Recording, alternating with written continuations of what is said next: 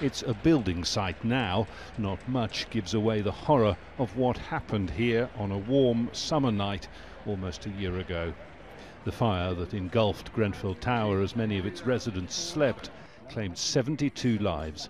It began with a faulty fridge, then leaping from floor to floor, apartment to apartment, despite the best efforts of firefighters to contain the blaze.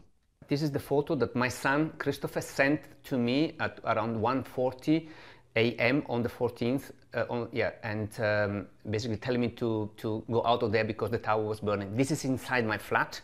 Antonio Roncolato lived in Grenfell Tower for 27 years. He lost everything he owned and many friends.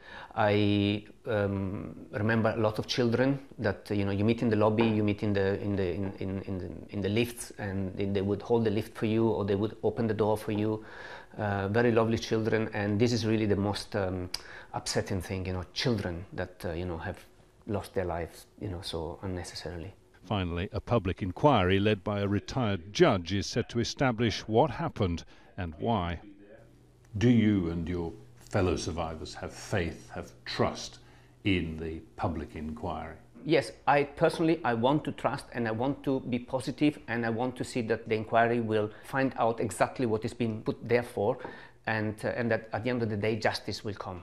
The public inquiry will begin by hearing tributes to those who died before moving on to look at the events of the night itself, including the emergency services response. Later, it'll look at decisions made by the local council about the refurbishment of Grenfell Tower, in particular the type of cladding used on the outside, widely blamed for the fire's fast and deadly spread.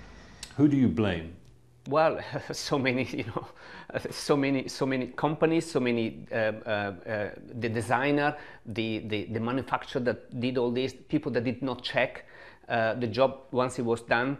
I mean, there is an endless chain of people that people and systems that needs to be looked into and to be blamed for.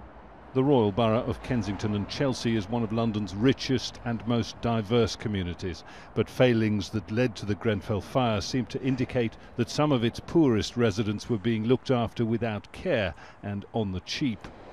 Now clad in scaffolding and tarpaulin, the scars of the fire may be hidden, but its effects run deep, the lives destroyed, the families yet to be permanently rehoused, the community still looking for answers. Jonah, Al Jazeera, London.